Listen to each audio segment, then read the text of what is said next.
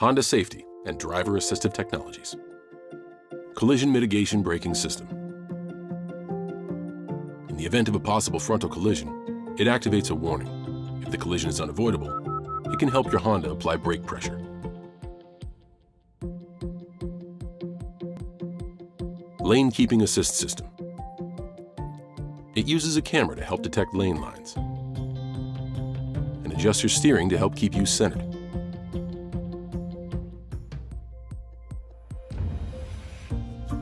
Road departure mitigation system.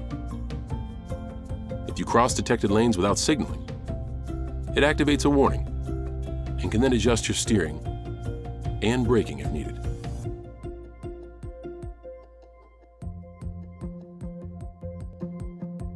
Adaptive cruise control with low-speed follow. When adaptive cruise control is active, it can detect a vehicle ahead and help maintain a set following interval by adjusting your speed.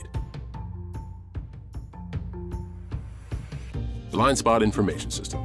If it detects a vehicle in an adjacent lane, it activates a warning light. If you activate your turn signal, the light will flash and an alert will sound.